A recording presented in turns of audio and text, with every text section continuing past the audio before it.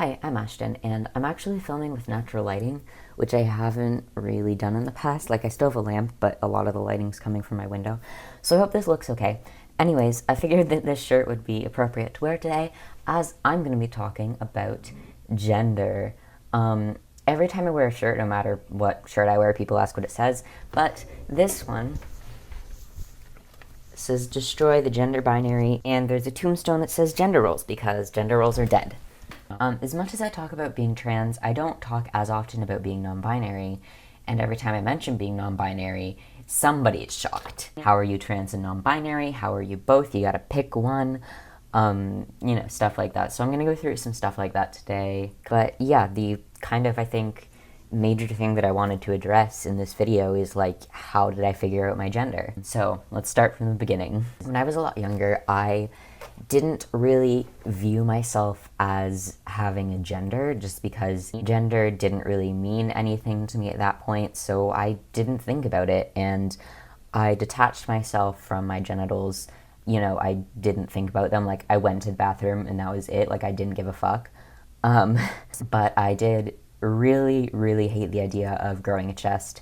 And I've talked about it before, but one of my earliest memories of dysphoria is standing in the shower and pressing down on my chest like this in attempts to, like, stop my chest from growing, which didn't work, but it's fine because it's all gone now. Like, when I first heard about trans people in maybe 7th or 8th grade, it was on Tumblr, right? And Tumblr, it's okay. It's not the worst place to learn about gender. It gets a lot of bad rep, but it's not the worst place to start learning about gender. Anyways, so I looked through all these identities, and I wanted to find one that fit me, and the first one that I found that I clicked with was gender fluid. So I identified as gender fluid for maybe 6 months to a year.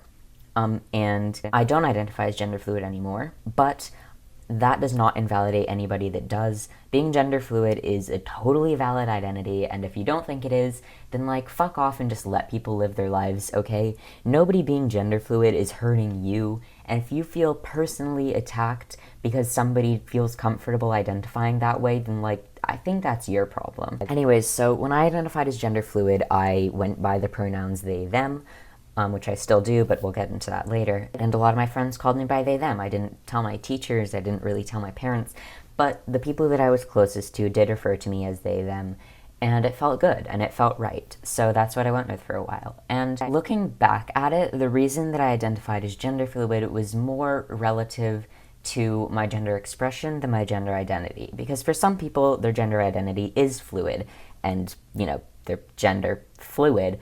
For me, it's not, but my presentation and my gender expression are fluid, which I feel like is more common than your actual gender being fluid, but that is not to invalidate any gender fluid people. You're rad, and knowing your identity and claiming it is a super cool thing to do, and if anybody in the comments tries to fucking devalue you for that, I'm gonna block them. I will protect you, don't worry. Anyways, so I didn't really call myself gender fluid, but it is how I identified for a long time, and I went by they, them pronouns, and that's when I started thinking about different names to go by, and that was also the time when I first started experimenting with gender presentation. So in late middle school, I used to wear multiple sports bras to bind my chest.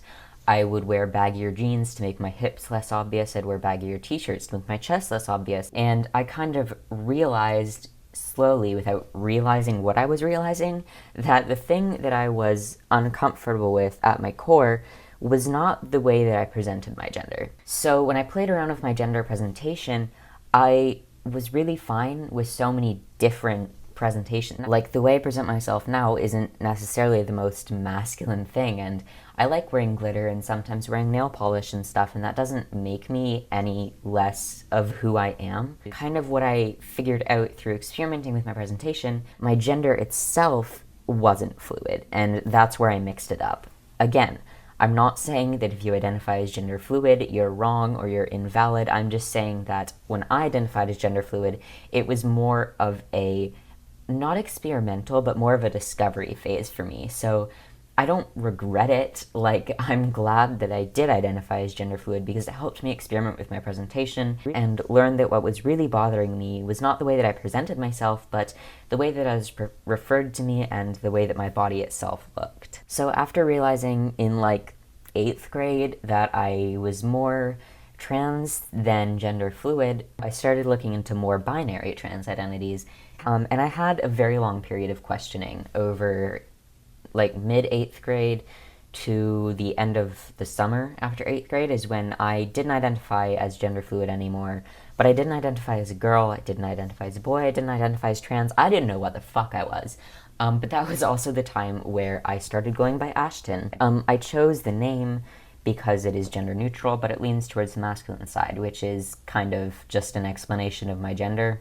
So in my freshman year of high school, I kind of went into identifying as a, binary trans boy. And that felt right for a long time. And in a way, it still does. In a way, I'll get to that anyways. But in my freshman year, I also still presented in a more feminine manner. And things about me now are still feminine, and you're allowed to identify however the fuck you want, regardless of how you present. And people should respect that regardless of how you present. And for me, when I was being perceived so femininely, identifying as a binary trans man felt very validating. I've always found more importance in how I identify than how others perceive me. Even now, I don't give a fuck if people call me a girl because I know I'm not, and that's all that matters. I know that my identity isn't being compromised by assholes on the internet. So I identified as a binary trans guy for a while. And this was a stage of my life where I wasn't questioning things because I didn't feel like I had to. I wasn't on the road to testosterone yet. I wasn't even thinking about top surgery. I was just binding, and I was like, I'm going to be binding for the rest of my life. So yeah, I went from gender fluid to questioning, and while I was questioning, I was just kind of like, I'm not a girl. So then I identified as a binary trans man. I think I identified as a binary trans man for maybe a year. But when I first started questioning again, and when I figured out that I don't identify as completely binary, I hid that for a long time because I had a lot of dysphoria, and I still do have a lot of dysphoria, and I was really scared of gatekeeping in the sense that I was looking into testosterone at the time, and I knew that there was a very, very slight possibility that I could get top surgery before I turned 18, which I did.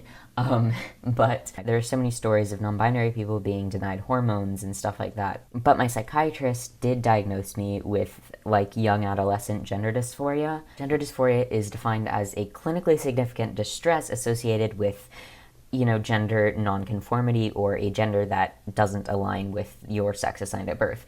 So I was diagnosed with that, obviously. I could have diagnosed myself with that. And because of that diagnosis, I was able to get on hormones fairly quickly.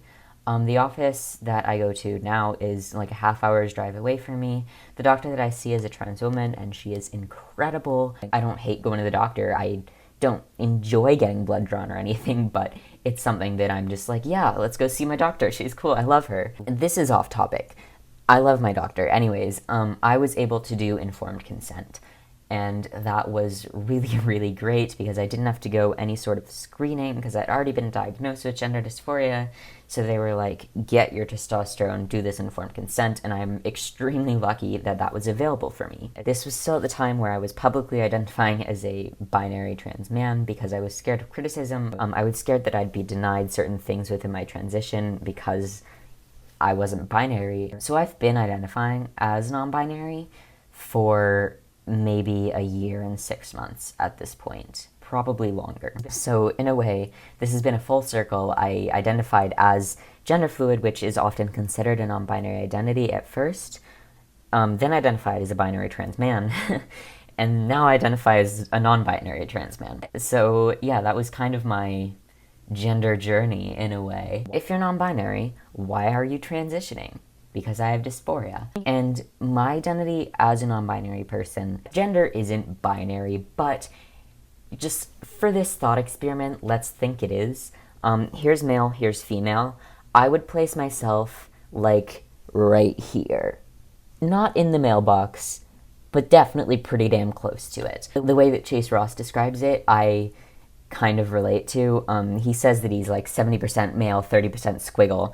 I'd say I'm like 65% male, 35% squiggle. I'm for sure a lot more comfortable being referred to as a guy than as a girl. And in terms of gendered words like dude, bro, stuff like that, I'd much rather be called dude than, you know, girl or cis or something like that. I realized I'm not entirely binary though, because my identity doesn't feel that way. Well, I do feel trans because I was assigned female at birth, and I do not identify at all with being female. But I'm not entirely okay with being labeled as 100% male either. A lot of people have asked me, well, but if you still identify more strongly as male, then just call yourself like a binary male. And my answer to that is no. I'm more comfortable referring to myself as non-binary and being regarded as a non-binary guy as opposed to just a guy. So I'm gonna identify as the thing that's more comfortable for me, and there's nothing wrong with that. I feel like throughout my time making videos, I've been pretty open about being non-binary. I don't think I've ever called myself like a binary trans man that I remember, but if I did, it was probably during my time of like denial where I knew I was non-binary, I just didn't want to express that out of fear. And now I'm just fucking not scared anymore. Like, come at me, I'm non-binary and I'm not changing that. Like, now I still do use they, them pronouns just as I did while I was going into high school, but I also use he, him, and most people call me he, him just because it's easier for cisgender people, just because they're a lot more binary-minded than trans people generally. I've genuinely never seen a good argument about why non-binary people aren't real or whatever. And at this point, I've seen like so many cold takes on being non-binary that whenever I see someone saying like, oh, non-binary people aren't real, I'm just kind of like, oh, oops, I forgot to just not exist today. Like, I'm sorry, I'm here and I'm non-binary and like, I kind of exist. You know, I'm a tangible person. I'm non-binary, and you can't change that just because you don't like it. You know, maybe I should do like a non-binary Q&A. I've done like themed Q&As in the past, but I feel like a non-binary based one could have some interesting questions. I don't know if anybody's gonna like hate this video, but I've identified this way for so long, and at this point I'm really, really comfortable with identifying as a non-binary trans guy, or a non-binary person, or a trans guy. Like, all of those labels apply to me. I'm still transgender. I'm still the same person I've been for the past fucking year and a half I've been making videos. I don't know how many people this is, like, new information to, but I did want to talk about it, like, exclusively in a video. So yeah, that's kind of the gender things that I've identified with in the past, and how I identify now, and how I came to that conclusion. If I do decide to do a Q&A on this topic, I'll put out a community post that you can comment on regarding to non-binary things. I'm already bracing myself for hate comments on this video, but it's fine because I'll get content out of it. If you're also non-binary, I really hope that you feel welcome on this channel. You know, I've watched so many trans YouTubers in the past that have not only enabled, but participated in shutting down non-binary people, and that fucking sucks, and I just want you guys to know that this is not a place where that will ever happen. Goodbye. I hope that you are comfortable with your gender identity, and if you're still questioning, know that that's completely alright, and you will find a word eventually that suits you perfectly. And I will talk to you later, maybe.